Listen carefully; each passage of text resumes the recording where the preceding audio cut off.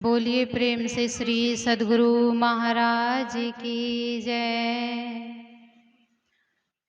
मंगल मूर्ति सतगुरु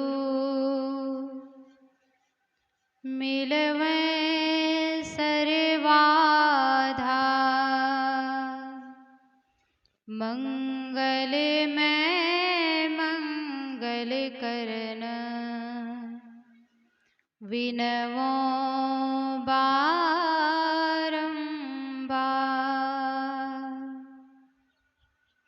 अव्यक्त रूप में विराजमान अनंत श्री विभूषित परम आराध्य गुरुदेव जी के श्री चरणों में कोटिश नमन।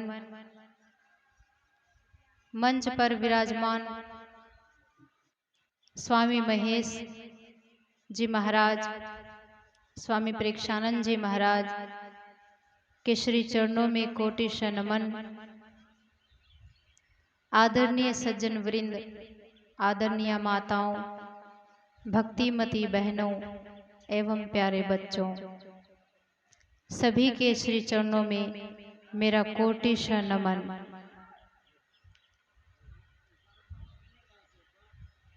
हम लोग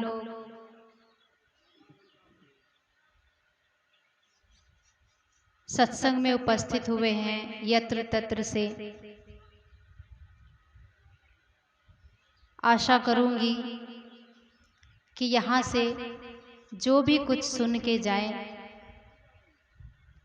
जो ग्रहण करने योग्य बातें हैं उसे अवश्य ग्रहण करें,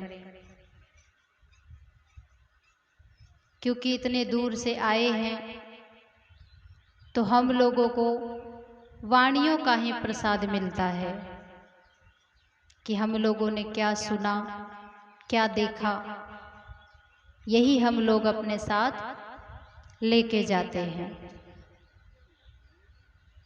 अभी हम लोग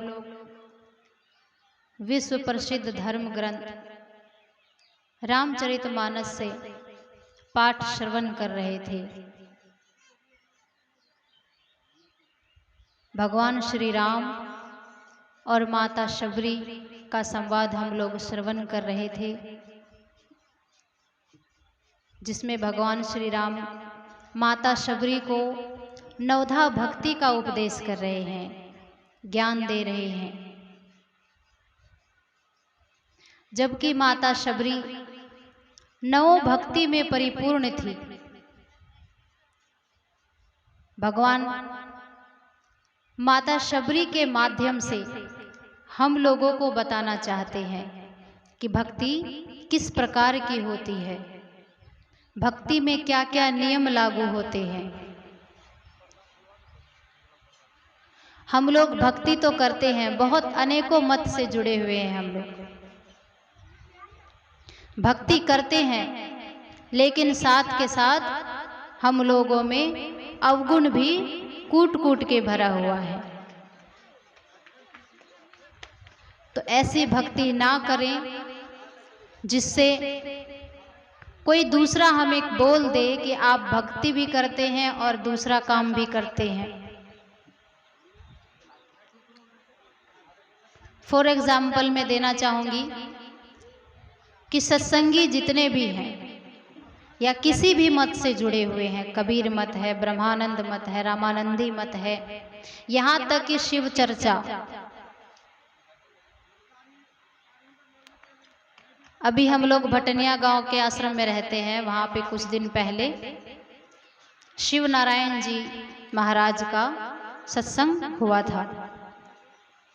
तो उसमें गांव के लोग ही बता रहे थे हम लोगों को आके कि बाबा शिव नारायण स्वामी जी के जो शिष्य सब हैं, तो वो लोग कहते हैं कि जो भावे मन में सो पावे, मतलब कि जो मन को अच्छा लगे वो आप खा सकते हैं, उसमें ऐसा कोई नियम नहीं है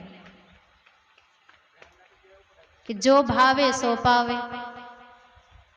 लेकिन हमारे गुरु महाराज शक्त रूप में कह दिए हैं,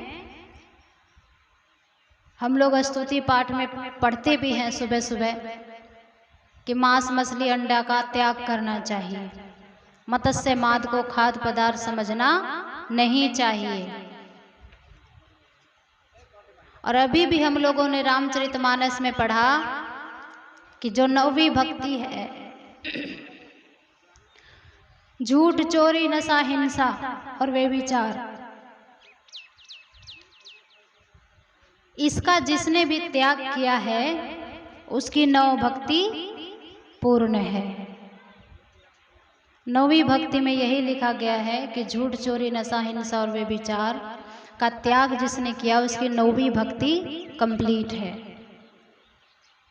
9वीं भक्ति तो बहुत दूर की बात होगी, हम लोग पहली भक्ति से स्टार्ट करते हैं। प्रथम भक्ति संतन कर संगा। हम लोगों को पहली भक्ति तभी प्राप्त होगी, तभी सिद्ध होगा जब हम लोग संतों का संग करेंगे। और दूसरी कथा प्रसंग, भगवान कहते हैं कि दूसरी भक्ति है जो मेरे कथा में प्रेम करे, वही दूसरी भक्ति है। तीसरी भक्ति है गुरु महाराज के चरणों में प्रेम। तो हम लोग क्या करते हैं? ऐसा नहीं करते हैं। संतों का संग अगर हो भी जाए तो भी हम लोग संतों में देखते हैं कि कौन कौन से अवगुण उसमें है।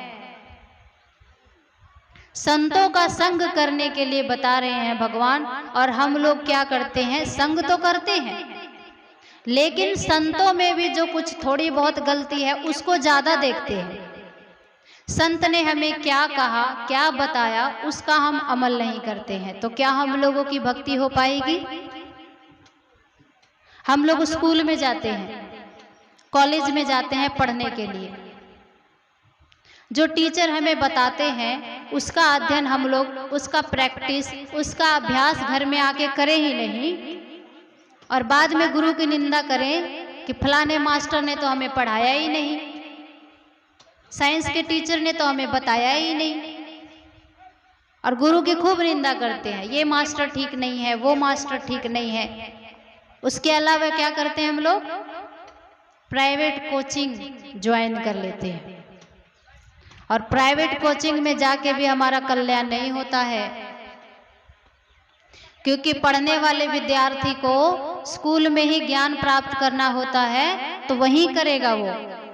अगर उसको ज्ञान प्राप्त नहीं करना है तो आप 50 जगह कोचिंग लगा लीजिए, वो नहीं पढ़ेगा, गारंटी के साथ नहीं पढ़ेगा।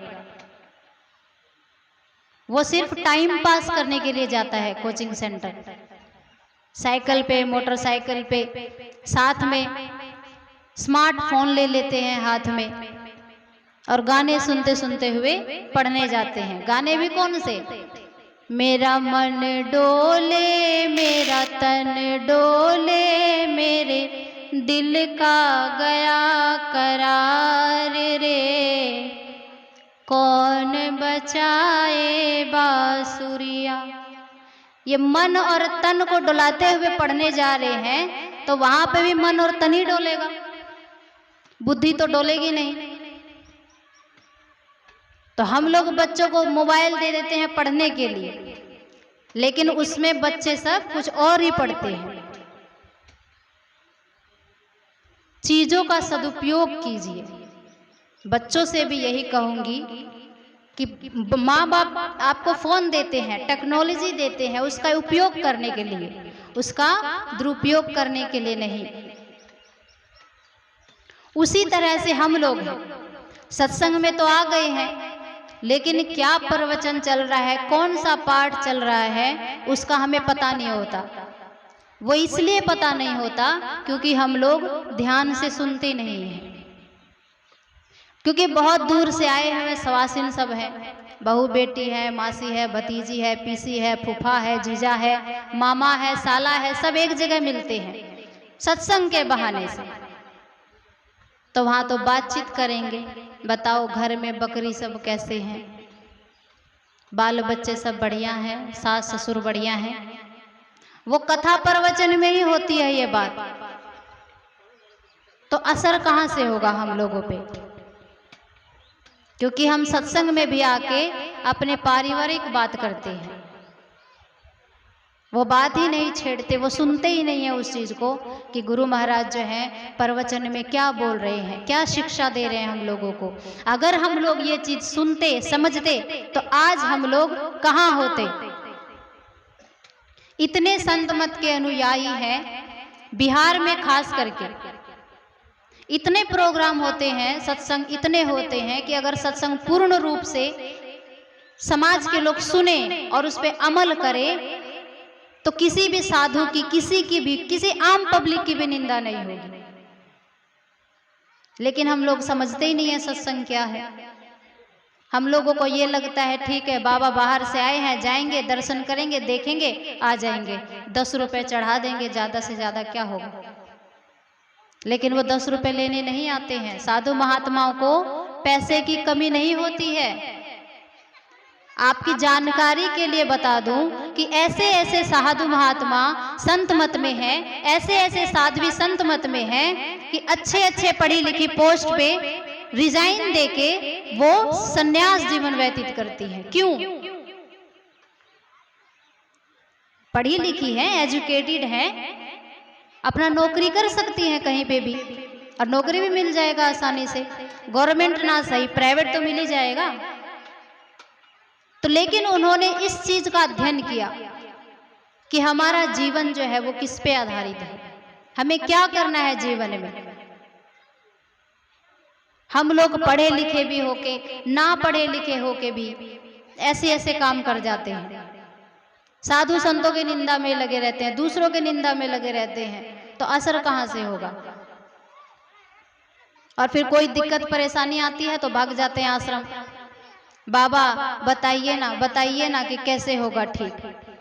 अभी 2 दिन पहले हमारे आश्रम में एक व्यक्ति आए हुए थे, स्वामी जी से प्रार्थना कर रहे थे कि मेरे पिताजी पहले तो बहुत ज्ञान ध्यान करते थे, अब पता नहीं क्या हो गया है, लड़ते रहते हैं, कहीं पानी गिरा देते हैं, कहीं बकरी को मारने लग जाते हैं, तो कभी बच्चों को मारने लग जाते हैं।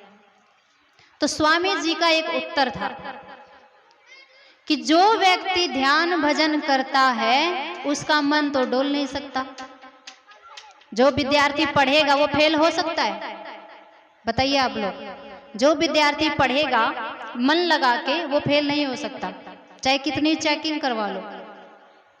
उसी तरह से जो साधक साधना करेंगे गुरु महाराज के बताए हुए अनुसार, उसका मन कभी डोल ही नहीं सकता है, उसकी बुद्धि कभी फिर ही नहीं सकती है। या तो उसने गुरु का पालन नहीं किया है। गुरु महाराज ने बताया 5 पापों को छोड़ दो, लेकिन हम लोगों के पास वो 5 पाप हैं, अभी भी हैं। तो गुरु महाराज का वचन मिथ्या नहीं होता है। अगर आप उनकी बात नहीं मानेंगे, चाहे कोई भी हो, चाहे आम पब्लिक हो, चाहे साधु महात्मा हो। बहुत से ऐसे साधु महात्मा हुए हैं जो साधना के लाइन पे चलते चलते ध्यान भजन ना करने की वजह से उनको पीछे मुड़ना पड़ा, संसारिक जीवन में आना पड़ा। कारण यही कि ध्यान भजन नहीं करना, उस चीज को अमल नहीं करना। तो हम लोग अभी पाठ के माध्यम से श्रवण कर रहे थे कि भक्ति किस प्रकार की होती है और कैसी भक्ति होती है। देखिए, भक्त और भगवान का रिश्ता अटूट होता है, निश्चल होता है, स्वार्थहीन होता है। इसके अलावा आप संसार में किसी से भी रिश्ते नाते निभाएं, सब में स्वार्थ भरा होता है, चाहे कोई भी हो। माता पिता से भी हमें स्वार्थ होता है, माता पिता को भी बच्चों से स्वार्थ होता है। बच्चों से माता पिता को ये स्वार्थ होता है कि जब हम बूढ़े हो जाएंगे तो बच्चे हमारी देखभाल करेंगे, हमारा पालन पोषण करेंगे, तो स्वार्थ हुआ ये। लेकिन भगवान को हमसे क्या स्वार्थ है? हम लोग क्या देते हैं भगवान को? कुछ नहीं देते। खसी बकरी जो आप लोग चढ़ाते हैं भगवान तो नहीं मांगते, वो तो आप लोग अपने खाने की वजह से चढ़ाते हैं, बलि देते हैं। भगवान ने कभी बोला है किसी को कि हमें बलि चाहिए? नहीं बोला है। जिस चीज का बलि देने के लिए भगवान कहते हैं उसको तो हम लोग पकड़ के रखते हैं, अलमारी में सजा के रखते हैं, और जिसका बलि नहीं देना है उसका हम लोग बलि चढ़ा देते हैं ले जाके मंदिर में। यहीं पे है ना अररिया में आप लोगों का काली माता मंदिर, जाते होंगे आप लोग भी दर्शन करने। वहां पे मैंने देखा पंडित जी भी बैठे रहते हैं, आराम से बलि चढ़वाते हैं वहां पे, जबकि ये गैर कानूनी है। ये गैर कानूनी है, लेकिन बिहार में व्यवस्था ही नहीं है, कानूनी नहीं है, तो क्या किया जाए। यही चीज आप बाहर चले जाइए, एक कबूतर को नहीं मार सकते आप। कबूतर को मारिएगा तो 3 साल की सजा आपको भुगतनी पड़ेगी जेल में, और जो फाइन भरना पड़ेगा वो अलग। भगवान इसका बलि नहीं मांगते हैं, जानवरों का बलि नहीं मांगते। भगवान कहते हैं अपने अंदर जो विकार भरे हुए हैं उसका बलि चढ़ाओ, उसका बलि दो, उस चीज का त्याग करो, तभी तुम मानव कहलाओगे। और विकार हम लोग भर लेते हैं अपने जीवन में, मन में, और चले जाते हैं दीक्षा लेने के लिए। बाबा दीक्षा दे दीजिए, 4 साल से खाए पिए नहीं है, ठीक है, लेकिन झूठ चोरी थोड़ा बहुत कर लेते हैं, झूठ बोल लेते हैं। अब देखिए, चोरी जरूरी नहीं है कि किसी घर में किसी बैंक में जाके आप डाका डालिए उसे ही चोरी कहेंगे, नहीं। चोरी का मतलब ये भी होता है कि हम अपने परिवार से किसी बात को छुपाना, वो भी चोरी के कैटेगरी में ही आता है, उसे भी हम चोरी कहते हैं। अपने गुरु से बात छुपाना, झूठ बोलना, वो भी चोरी है। वे विचार हम लोगों के अंदर वे विचार भरा पड़ा है, वे विचार ऐसा भरा पड़ा है कि हम लोग, अगर सत्य वचन में बोलूंगी लेकिन कड़वा लगेगा, मैं बोलूंगी सत्य वचन लेकिन लगेगा कड़वा, क्योंकि ये आप बीती बात बता रही हूं मैं आप लोगों को। किसी भी मंच पे या किसी के साथ, किसी साधु के साथ अगर हम लोग साध्वी को देख लेते हैं तो हमारा विचार इतना गंदा हो जाता है कि मैं उस शब्द को बयान नहीं कर सकती, उस शब्द को मैं बोल नहीं सकती आप लोगों के सामने कि हमारे अंदर कितना विकार भर जाता है, हम क्या क्या सोच लेते हैं। और हम हैं 40 साल के सत्संगी, 40 साल से दीक्षा लिए हुए हैं, 50 साल हो गया दीक्षा लिए हुए, लेकिन मन में जो गंदा मैल भरा हुआ है उसका सफाई किया ही नहीं है। वे विचार में हम लोगों का गंध भर जाता है किसी के प्रति, तो इस सत्संगी होने का क्या फायदा। आप लोगों से अच्छा तो साखड़ लोग हैं, चलो उनको नहीं पता इस चीज के बारे में, खाते हैं पीते हैं मजे से रहते हैं, लेकिन जब हम लोग दीक्षा लेने जाते हैं तो गुरु महाराज की सबसे पहली लाइन यही होती है, जिसका हम लोग पालन नहीं करते हैं। विचार हम लोगों का शुद्ध नहीं है तो कहां से होगा। कई माताएं बहनें तो ऐसी भी होती हैं, स्वामी जी से आके कहती हैं बाबा 20 साल हो गए लेकिन हम गुरु मंत्र भूल गए। पूरे खानदान का नाम उसको याद होगा, अगर पूछा जाए तो उसको पूरे खानदान का अपना नाम याद होगा, लहियर का खानदान का याद होगा नाम, ससुराल के खानदान का नाम याद होगा, 2 अक्षर का गुरु मंत्र भूल बैठी है। क्यों भूल बैठी है? क्योंकि उसको जपते नहीं है, उसको हम कुछ समझते ही नहीं है, तो कहां से याद रहेगा। गुरु महाराज की तस्वीर है, हम लोग कहते हैं परमात्मा हर जगह है, तो ये भी सोचना चाहिए कि गुरु महाराज हर जगह हैं, क्योंकि हम लोगों के अभी परमात्मा तो स्वयं गुरु महाराज ही हैं। हम लोग ऐसे काम कर लेते हैं कि बाद में जो जागतिक साधु बाबा हैं, साधु महात्मा सब हैं, उनके पैरों पे गिरने जाते हैं। बाबा ये कष्ट हो गया, बाबा वो कष्ट हो गया, निवारण बताइए, ये बताइए, वो बताइए। क्यों? आप लोगों को गुरु महाराज पे भरोसा नहीं है क्या? ये सिर्फ एक कागज है, लकड़ी के फ्रेम में भरे हुए बैठे हुए कागज है। इसका अर्थ तो यही हुआ कि हम लोगों को इन पे विश्वास ही नहीं है, तभी तो जो मानव शरीर में है उनके पास जाते हैं पैर हाथ जोड़ने के लिए। जितना उनको आप पैर हाथ जोड़िएगा उतना आप इनको जोड़िए, इनके आगे रोइए, तो ये सारी समस्याओं का समाधान कर देंगे, और करते हैं, लेकिन इनको मानेंगे तब ना। लेकिन उस चीज को हम मानते ही नहीं हैं। हम मानते हैं कि जो बोल सकता है वही साधु संत है, जो चले गए सो चले गए। गुरु महाराज इतने किताब छोड़ के गए हैं, उसको पढ़िए, अपने बच्चों को अध्ययन करवाइए, उसमें सारा ज्ञान लिखा हुआ है। सत्संग योग पढ़िए, एक एक शब्द उसमें ऐसा लिखा हुआ है कि अगर व्यक्ति पढ़े मन चित लगा के तो उसके अंदर वैराग्य उत्पन्न हो जाएगा। वैराग्य का मतलब ये नहीं होता कि घर बार छोड़ के आप बाबा जी बन जाए, ऐसा नहीं है। राजा जनक भी वैरागी थे। आप लोगों ने सुना होगा कि राजा जनक वैरागी थे। कैसे वैरागी थे? तो अपने अंदर से वैरागी थे, संसारिक वैरागी नहीं। भगवान कृष्ण के समय की बात है, जमुना के उस पार किसी ऋषि मुनि का आश्रम था।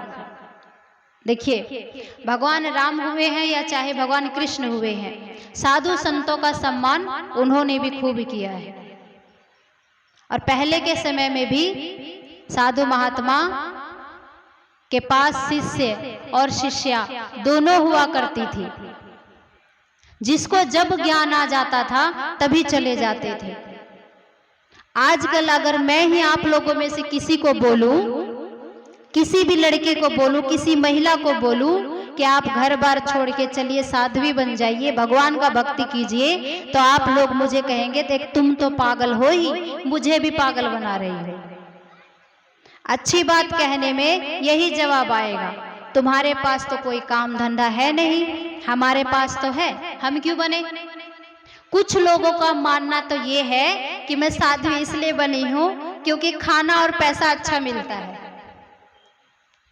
ऐसा है? कितने देते होंगे सत्संग में? अगर हम लोग कहीं प्रोग्राम में जाते हैं, आप लोग बहुत प्रोग्राम करवाते हैं, कितना दे देते हैं साधु महात्माओं को?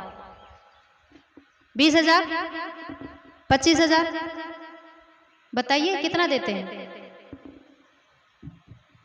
तो आप लोगों को लगता है कि साधु महात्मा कमाने के लिए बनते हैं? और खाने में ज्यादा से ज्यादा आप लोग क्या खिला देते हैं? 2-3 प्रकार की सब्जी, दाल, रोटी, चावल, बस यही होता है। क्या इसी के लिए साधु महात्मा बनते हैं? लेकिन कई लोगों का ये मानना है, सत्संगियों का ये मानना है। गैर सत्संगियों की तो बात ही छोड़ दीजिए, उसकी तो मैं चर्चा ही नहीं करूंगी। आज सिर्फ सत्संगियों की बात करूंगी कि सत्संगी भाई, बंधु, माताएं, बहनों का विचार कहां तक है, कहां तक वो सोच सकते हैं और कहां तक जा सकते हैं। तो ये सब चीज मानना होता है साधु महात्माओं के विषय में। चलिए मत बनिए, जो बन गया कम से कम उसको तो प्रोत्साहित कीजिए कि चलो घर बार छोड़ दिया है, अच्छी बात है, भगवान का नाम ले रही है। भगवान का ही नाम तो लेती है। मंच पे बैठी हुई साध्वी क्या करती है? मुजरा तो नहीं करती, आपको गाने तो नहीं सुनाती, वही चीज सुनाती है जो एक पुरुष आपको सुनाते हैं साधु के रूप में। अगर एक लड़का साधु बन गया तो वो हो गया बाबा जी महाराज, और अगर एक लड़की साध्वी बन गई तो वो रह गई लड़की। क्यों? वो साध्वी नहीं हो सकती। अगर माता शबरी साध्वी नहीं बनती तो मतंग को आज पूछने वाला कोई नहीं होता, और अगर शबरी बनी तभी मतंग है, और मतंग है तभी शबरी है। रविदास जी महाराज थे तभी मीराबाई बनी, मीराबाई नहीं होती तो रविदास को भी कोई नहीं पूछता। महिलाओं में वो शक्ति होती है कि एक घर को चाहे तो वो नर्क बना सकती है, और अगर एक घर को चाहे तो वो स्वर्ग बना सकती है। पुरुष में शक्ति नहीं होती है। आप लोग बहुत बड़े सत्संगी हैं, बहुत दिनों से सुन रहे हैं, मुझे कोई भी ऐसी कहानी कथा सुना दीजिए कि किसी पति ने अपने पत्नी को मौत के मुंह से निकाला हो, बता दीजिए। बहुत दिन से आप लोग पढ़ते आ रहे हैं, लेकिन सती के बारे में आप सब लोगों ने सुना है। सती सावित्री हुई, सती सीता हुई, सती कौशल्या हुई, बहुत सारी ऐसी सती हैं जिसका मैं वर्णन बता सकती हूँ। कोई ऐसा सता वर्ता, पत्नी वर्ता हो तो बता दीजिए जिसने अपने पत्नी को मौत के मुंह से निकाला हो। ऐसा कुछ नहीं है। शबरी सबको चाहिए, लेकिन मतंग किसी को नहीं चाहिए। शबरी माई सबको चाहिए, हाँ एक महिला होनी चाहिए, लेकिन उसके साथ एक पुरुष नहीं होना चाहिए। ये विडंबना सिर्फ समाज की नहीं है, ये विडंबना हमारे साधु संतों की भी है। जब गुरु महाराज लिख दिए कि हम प्रभु प्रभु हम एक ही होई, द्वंद्व और द्वैत रहे नहीं कोई, तो आप और हम कौन होते हैं? महिला और पुरुष करने वाले। गुरु महाराज ने तो ये भी लिख दिया कि जितने मनुष्य स्तनधारी हैं प्रभु भक्ति कर सकते सभी। बोले हैं ना, लिखे हैं, हम लोग पढ़ते हैं, अपने तरफ से तो नहीं बना रही मैं। तो आप और हम कौन होते हैं ये कटाक्ष करने वाला कि ये पुरुष है और ये महिला है? साधना करते हैं जो जीव है वो स्त्री है, चाहे आपका शरीर पुरुष का हो, लेकिन जो जीव है वो एक स्त्री है। आपके अंदर जीव स्त्री का है, शरीर आपका पुरुष का है, तो क्या मतलब हुआ आप लोगों का? क्या कहेंगे? जब एक स्त्री पुरुष दोनों एक साथ होते तो उसको क्या कहा जाता है? साफ शब्दों में कहा जाए तो उसको किन्नर कहा जाता है। तो मतलब जितने भी पुरुष हैं सब किन्नर हैं, कह सकते हैं। अपने आप को तो मानते हैं बड़े महान पुरुष हैं, लेकिन कबीरदास जी महाराज क्या कहते हैं? करो री जतन सखी साई मिलन की। सखी बोल रहे हैं, यानी सखी तो हम महिलाओं को ही बोला होगा, आप लोगों को तो नहीं बोला होगा। अगर इस बात को माना जाए कि सखी तो स्त्री को कहा जाता है, तो सखी सिर्फ महिलाओं को ही बोला होगा। आप लोग मत कीजिएगा साधन भजन, क्योंकि ये सिर्फ महिला को बोले हैं कबीरदास जी महाराज। सखी का मतलब होता है कि सभी जितने भी मनुष्य स्तनधारी है, मनुष्य में जितने भी जीव है वो एक स्त्री जीव है। तो इस त्रुटि को जब तक हम और आप लोग खत्म नहीं करेंगे तब तक हम लोग सच्चे भक्ति नहीं कर सकते। अगर यही चीज मतंग ऋषि सोचते, भगवान श्री राम सोचते, भगवान, अच्छा एक बात बताइए, हम लोग बड़े महान हैं, वन पर बहुत महान है, बहुत हम लोग इस चीज को देखते हैं, स्त्री पुरुष। भगवान क्यों गए माता सबरी के पास? मतंग ऋषि के पास भी जा सकते थे, और भी ऋषि मुनि थे बहुत, उनके पास क्यों नहीं गए? जब भेदभाव कर रहे हैं तो भगवान को भी करना चाहिए कि वो स्त्री के पास जा रहे हैं, कितनी बड़ी निंदा की बात है। और जब मतंग ऋषि अपना शरीर का त्याग कर चुके थे तो माता शबरी आश्रम में अकेली थी अकेली। उनको बोल के गए थे गुरु महाराज की बेटी तुम इस कुटिया को मत छोड़ना, भगवान तुम्हारे पास स्वयं चल के आएंगे। उस समय माता शबरी कुटिया में अकेली थी तो भगवान को नहीं जाना चाहिए था, क्योंकि महिला है भैया, महिला तो महिला है, चाहे जवान हो चाहे बुजुर्ग हो। ऐसा तो नहीं है कि सब चीज बदल जाता है बुढ़ापा आने पे, कि जो जवानी में है वही रहता है सब चीज। तो भगवान को नहीं जाना चाहिए था, लेकिन भगवान ने उसके अंदर क्या बोले? भगवान बोले कि हे भामिनी सुनो, मैं सिर्फ एक भक्ति का नाता मानता हूं, वो चाहे कोई भी करे। यहां तक बोल दे कि जड़ और चेतन ने भी अगर भक्ति कर लिया, उसमें एक भक्ति भी मिल गई तो मैं उससे भी अथाह प्रेम कर दूंगा। जड़ होते हैं पेड़ पौधे, इसको जड़ बोला जाता है। अगर इनमें भी अगर प्रेम की भावना, भक्ति की भावना आ जाती है तो मैं उनसे भी अथाह प्रेम करूंगा। मैं सिर्फ एक भक्ति का नाता जानता हूं, ये नहीं जानता कि वो स्त्री है कि पुरुष है, बुजुर्ग है कि जवान है कि बालक है, या फिर नर है कि नारी है। मैं इस चीज को नहीं जानता। छोटी जाति का है कि बड़ी जाति का है, ब्राह्मण है कि डोम है, क्या है, XYZ नहीं जानता। तो हमें भी उसी रास्ते पे चलना चाहिए, हमें भी वही देखना चाहिए जो भगवान बोल के गए हैं, जो भगवान करके गए हैं। लोग कहते हैं कि भोला बाबा भांग बहुत पीते थे, तो हम लोग भी इसलिए दारू गांजा वगैरह पी लेते हैं। शिव चर्चा वाले का कहना है कि भोले बाबा गांजा भांग पीते थे, मस्त रहते थे। तो भोले बाबा ने तो जहर भी पिया था, थोड़ा सा चख के देख लो। इतना ही आपको बराबरी करने का शौक चढ़ा हुआ है तो पूर्ण रूप से बराबरी कीजिए ना। भगवान से बराबरी करना है। उन्होंने तो विष भी पिया था, थोड़ा सा आप चाट के ही देख लीजिए, पीना तो दूर की बात है। कहाँ उनका और कहाँ अपना मेल कर रहे हैं। उनका अपना भी मेल होगा, कैसे होगा? जब हम उस रास्ते पे चलेंगे, उस साधना को करेंगे जो हमारे गुरुदेव हमें बता के गए हैं, वहां तक हमें करना पड़ेगा, तब होगी हमारी भक्ति। अदरवाइज हमारा जन्म ऐसा ही बीतता जाएगा और कुछ हासिल नहीं होगा। दूसरों की निंदा करने में ही समय कट जाएगा, हाथ में कुछ नहीं आना है। तो इस चीज को आप लोग गांठ बांध लीजिए कि अगर सच्चे सत्संगी हैं तो इस चीज को छोड़ दीजिए। गुरु महाराज ने बहुत मेहनत किया। गुरु महाराज को क्या जरूरत थी आप लोगों को, हम लोगों को बताने की? वो तो स्वयं परमात्मा में जाके मिल गए थे। अगर वो चाहते तो अपना एक आश्रम बना के आराम से रह सकते थे। उनको क्या जरूरत थी इतना प्रचार प्रसार करने की? लेकिन उन्होंने देख लिया कि हमारे समाज में कितनी विकीर्णता भरी हुई है। गुरु महाराज ने भी इस चीज का सामना किया है। मैंने गुरु महाराज के जीवनी में पढ़ा है, चलो हम तो सामने रहते हैं, मैं बाबा सामने रहती हूँ, एक साध्वी सामने रहते हैं, लेकिन गुरु महाराज तो नहीं रहते थे।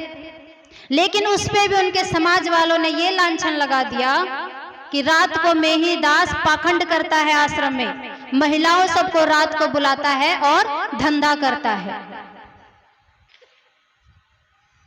तो गुरु महाराज से समाज के कुछ जो शुभ चिंतक थे, गुरु महाराज के प्रेमी थे, उन्होंने पूछा कि हुजूर समाज में ऐसी ऐसी बात चल रही है तो क्या करें, हम लोग आश्रम आए कि छोड़ दें? गुरु महाराज ने कहा तुम देख लो, तुम्हें अच्छा लगे तो आओ, नहीं अच्छा लगे तो मत आओ, वो विचार तुम्हें करना है। तो क्या गुरु महाराज ने भक्ति करना छोड़ दिया? अगर गुरु महाराज के मन में ये चीज विकार होता तो कटिहार जिले में एक वेश्या को दीक्षा नहीं देते। वेश्या के पास जाना कौन चाहेगा? कोई भी प्रसिद्ध व्यक्ति वेश्या के पास जाना चाहेंगे? नहीं जाना चाहेंगे। लेकिन गुरु महाराज ने उसी चीज को प्रमाणित कर दिया कि मैं सिर्फ एक भक्ति के नाता को जानता हूं और उसी को मानता हूं, इसके अलावा मेरे लिए ना कोई जीव है ना जंतु है, कुछ नहीं है तो सिर्फ एक भक्ति है, जिसका प्रचार प्रसार गुरु महाराज ने बहुत ही अच्छे ढंग से किया और पूरे खुल के हम लोगों को बताया है। जहां तक हम लोग स्तुति में ही इतना पढ़ते हैं, उस स्तुति को ही अगर हम लोग अच्छे से श्रवण करें, अच्छे से ध्यान करें, मनन करें उस चीज को, तो हम लोगों का मन बिल्कुल निर्मल रहेगा। कोई चाहे हमें कितना ही भड़का देगा, अरे भगवान ने बुद्धि दिया है, आंख दिया है, देख तो सकते हैं, कम से कम सोच तो सकते हैं। कि किसी ने आके हमको कह दिया कि आपका कौवा कान लेके भाग गया, तो हम कौवे को देखेंगे जाके कि कान को देखेंगे? कान को देखेंगे। अगर बुद्धिमान है तो कान को देखेंगे, अगर मूर्ख है तो कौवे के पीछे दौड़ेंगे। तो वही चीज है भक्ति में।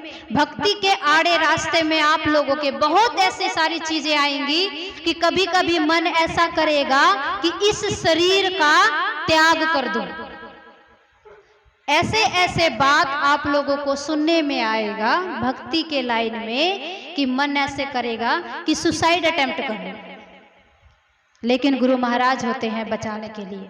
कहते हैं ना, मारने वाला है भगवान, बचाने वाला है भगवान, बाल न बाका होए उसका, जिसका रक्षक कृपा निधान। मारने वाला है भगवान, बचाने वाला है भगवान। वो हमें उस चीज की प्रेरणा देते हैं कि नहीं, लोग तो बोल देंगे ही, लोगों का काम है बोलना, लेकिन हमें अपने गुरु महाराज को पकड़ के रहना है। अगर हम लोगों का भाग्य इतना उदय हुआ है कि हम लोग संत समाज में आए हुए हैं, तो उन्हीं की प्रेरणा से। अगर वो नहीं चाहते तो दुनिया में लाखों करोड़ों लोग हैं जो शादी विवाह करके घर बच्चे पाल रहे हैं, अपना मेंटेनेंस कर रहे हैं। तो इन सब चीज़ों से ना आप लोग घबराइए। मैंने इसलिए इस प्रवचन को आज यहाँ रखा क्योंकि स्वामी जी के आज यहाँ पे पूरे परिवार एकत्र हुए हैं, क्योंकि स्वामी जी जिस रास्ते पे चल पड़े हैं उसमें बहुत सारी कठिनाइयाँ, बहुत निंदा आप लोगों को भी सुनने को मिलेगा। तो उससे घबराइएगा नहीं कि मेरे बच्चे ने क्या कर्म कर दिया कि लोग मुझे कह रहे हैं। वही बच्चा जब उस ऊंचाई पे पहुंच जाएगा तो वही समाज के लोग आपके पैर पकड़ेंगे, आपको पूछेंगे कि पारस बाबा के बाबूजी यही हैं, पारस बाबा के बहन यही हैं। कितने धन्य है वो परिवार कि जिनके कुल में ऐसे पुत्र का जन्म हुआ। वही लोग आपको धन्यवाद देंगे। तो इन सब चीजों से हमें घबराना नहीं है। कहने का सार यही है कि भक्ति का लाइन सरल नहीं है। एक तरफ से माना जाए तो सरल नहीं है और दूसरी तरफ से माना जाए तो बहुत सरल है। अगर किसी की बात ना सुने तो बहुत सरल है, बहुत आसान है भक्ति करना। कलयुग, इसलिए कलयुग को रखा राजा परीक्षित ने कि कलयुग ने कहा कि कलयुग में एक ये फायदा है कि भगवान तुरंत मिल जाएंगे, सिर्फ एकाग्र चित्त होने की आवश्यकता है। हम लोग एकाग्र चित्त हो जाएंगे तो भगवान हमें सहज ही रूप में प्राप्त हो जाएंगे। अगर हम ऐरे गैरों की बात में रहे तो जिंदगी भर नहीं मिलेगा, फिर जन्म पे जन्म लेते रहिए, नहीं मिलेगा। तो समय बहुत हो चुका है, रात्रिकालीन सत्संग भी होना है। मैं अपने वाणी को यहीं विराम देना चाहूंगी। बोलिए प्रेम से श्री सद्गुरु महाराज की, जोर से बोलिए, क्योंकि जयकारा लगाने में बिल्कुल भी शर्मिंदगी नहीं होनी चाहिए। श्री सद्गुरु महाराज की जय।